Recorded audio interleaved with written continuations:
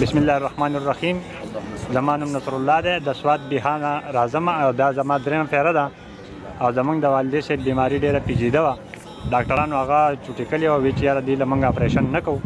د مولانا صاحب د دم سره الله پاک رحم وکړو او د هغې نه د الټو په ذریعه باندې یو دوه غوټې ارتوي شوي دي او اوس مسایل د هغې د معدې دي لکه چې د مجید نور دم سره به الله پاک نور هم ښه کړي د خیره سره انشاءالله. او تاسو دغه مسله ورته څومره وخت نه وه؟ د دې تقریبا 8 میاشتې کېدې. علاجونه هم کړي وو؟ او د هسپتال نه هغوی وایي چې دې سټیج سیوا دی، دې له موږ علاج نه کوو. بقایو چې علاج درته نه کوو؟ علاج نه کوو. مطلب لا علاجه ده نه درلودېږي؟ جی او دلته راغلی دوه دمو سره؟ دلته رالو دوه دمو سره الله پاک رحم وکړو، دوه غوټې د الټو په ذریعه ارتوي شوي دي. خوشحاله او یا ډېر مهرباني، ډېره خوشحالي وي.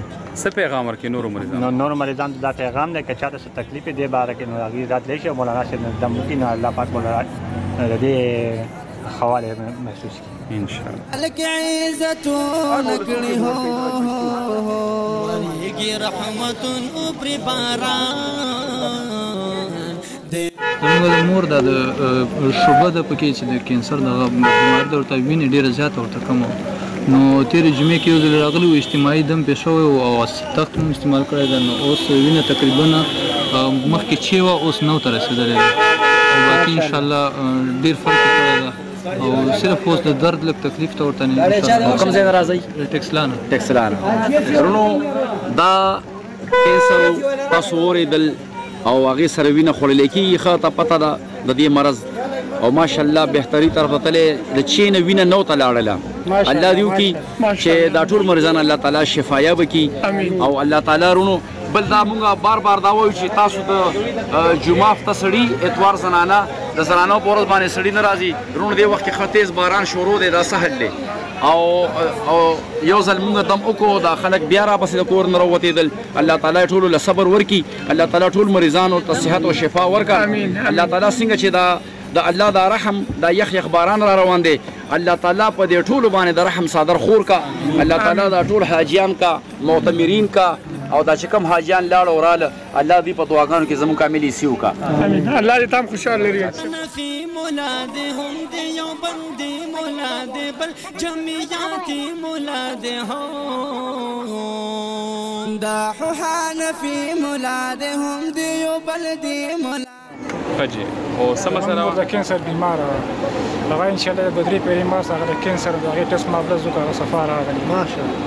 څه تکلیفونه ورته؟ هغه چې کوم دی سینه کې د هغې ګورسولې وي او ما ډاکټر په اسلام آباد کې چې دي په 9,00,000 روپۍ باندې اپریشن کوي هغه د ما چې کوم دی دمبیل دی راوستله او اوس چې کوم دی هغه اپریشن انشاءالله بچ شوله د کینسر ټسټ صفا راغلی.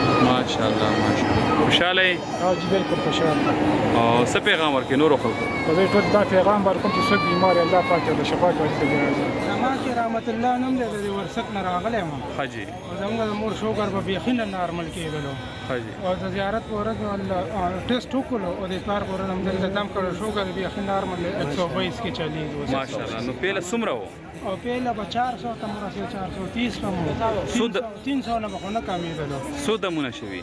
او دا دویم دم دی. یو دم سره الله پاک خوشحاله یې؟ بالکل ډېر خوشحاله. او څومره وخت نه دا مسله وه؟ دا خو وټ زما د پیدایښت 29 سالونه مسله وه د شوګر. نو بهر علاجونه کړي دي؟ ښه ډېر علاجونه نو هغې سره څه فایده؟ اوبو کې باشي دلته اوس مکمل مطمئن یې؟ څه پیغام ورکړي نورو مریضانو؟ زه ټولو ته دا پیغام ورکوم چې یو د اعتراض نه کوي بل هر یو کس راشي او خپل نمبر ته انتظار هم کوي یو بل ته ویناګان وکړي چې خدای پاک دلته کې ولا شفا ورکړي هر یو کس راشي. ماشاءالله. دا اعتراض چې څوک کوي دا ښه کوي؟ دا بد کوي، ډېر بد کار کوي. غلط کارګر یو کس خپل نمبر ته انتظار وکړي. تاسو وایي د اعتراض باره کې دا څه وایي؟ اعتراض سپینې وینې کینسر او الله پاک ټیک کړله دا دریم دام دا چې زه راولم. کوم ځای نه راځئ؟ زموږ زوی د ټیشن نه موږ خپله دا دانې مانې کاري صاحب دام کړلې خدای پاک ټیک ټاک کړلو.